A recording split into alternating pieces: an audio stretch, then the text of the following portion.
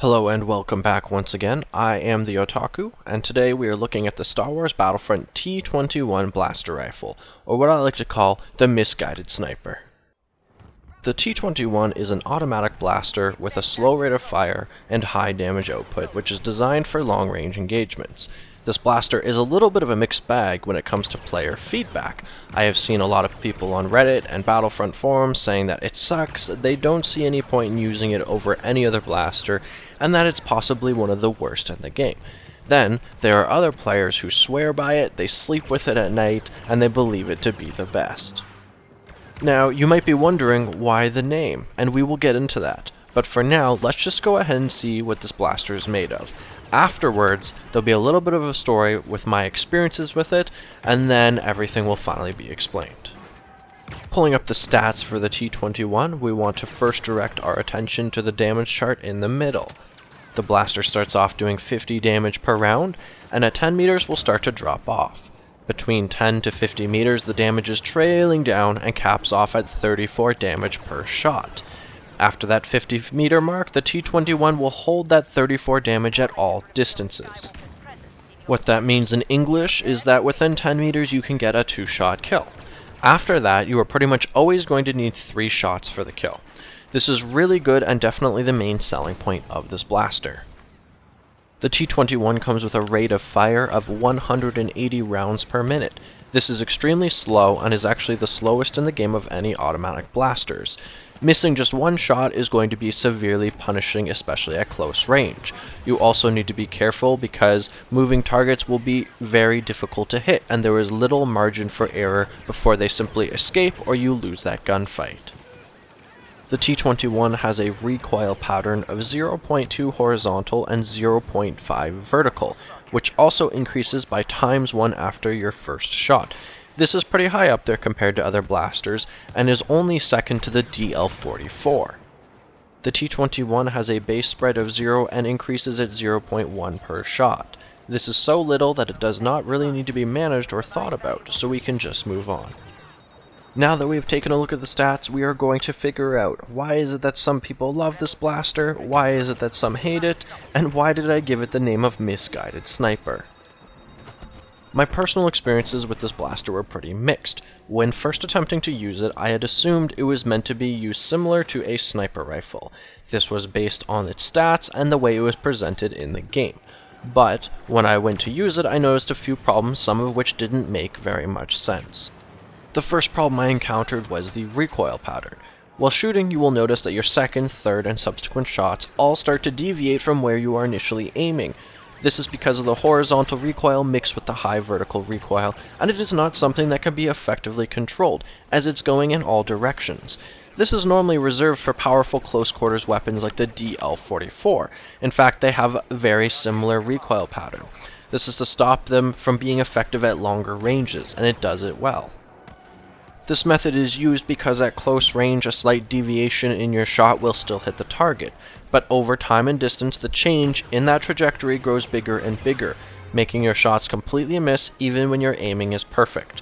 So, when you're trying to sit back and use the T-21 as a sniper rifle, no matter how accurate I am as a player, I simply could not make all of my shots, missed out on many kills and would lose gunfights, hence the name the Misguided Sniper. The second problem, which adds fuel to the fire, is actually the rate of fire. The delay between shots is so slow that it's really hard to hit anything that moves unless you can perfectly time and lead your shots.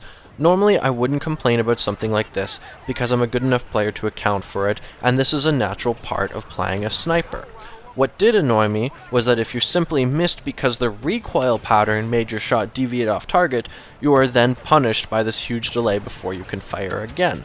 So no matter how great of a player you are, how accurate you are, you can aim and you will not be rewarded for it. The last problem is the time to kill. The T-21 does have that 2-shot kill within 10 meters, and then 3-shot kill at any other ranges.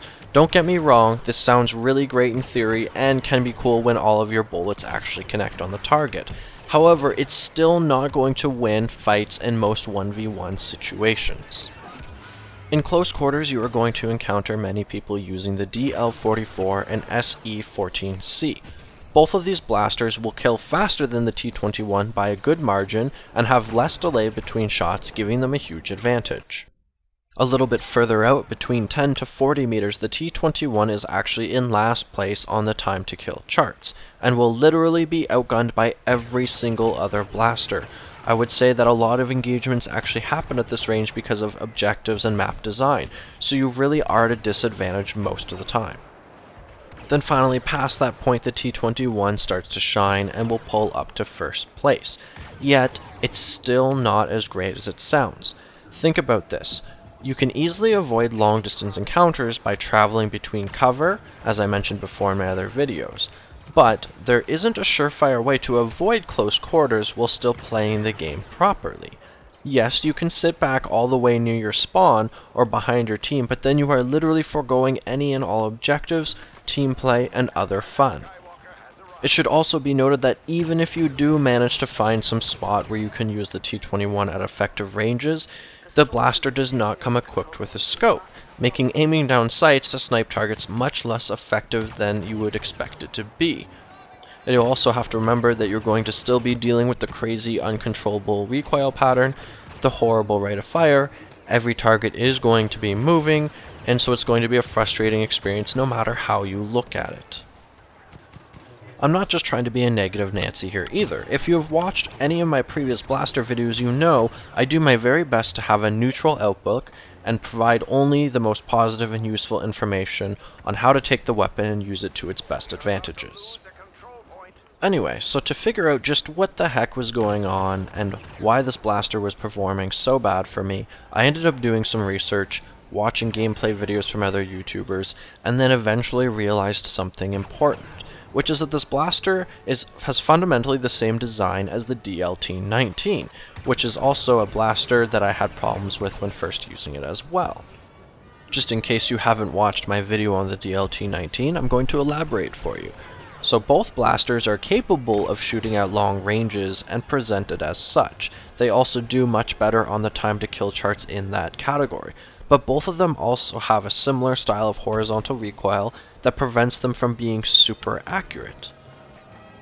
So I came to the conclusion this blaster is probably not actually meant to be used for marksman style sniping like you would first think, but best used as a hip fire cannon at long medium ranges, but can also engage at very long distances, less accurate the further you are shooting. With that all figured out, I took out the T-21 again, gave it another shot, and was able to do much better overall. But like I said, it required a big change in playstyle, and one that I wasn't necessarily happy with. In the end, some of my frustration came down to trying to use the blaster the wrong way, while the other part of it was simply that it didn't suit my playstyle. And let's not forget to thank DICE for providing extremely vague weapon stats and descriptions so we are easily misled. To make this clear for you, my dear viewers, please do not try and use the T-21 as a sniper rifle. It will not work as intended. Do, however, use it at medium to long ranges as a hip-fire cannon, much like you would use the DLT-19. As for objectives and playing close quarters, I tried out a bunch of different loadouts to try and give it a better balance. I found that the scout trait and scan pulse made it so this blaster is much more effective in those situations. Normally you would lose a lot of gunfights, but because you can get the jump on everyone else before they can see you, it works out a little bit better.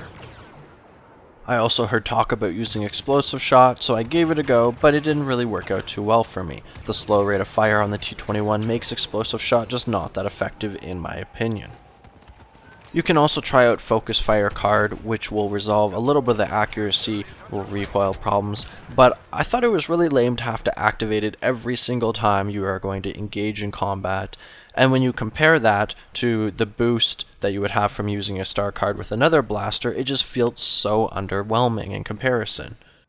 So to summarize, at first, me and the T-21 did not get along, but in the end we put aside our differences and worked together.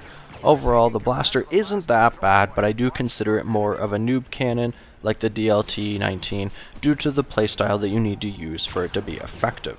I'm also looking forward to trying out the T-21B variant, which I believe is more of the sniper rifle blaster that I was expecting this to be. Hopefully this video will save you some frustration when you go to pick up the T-21.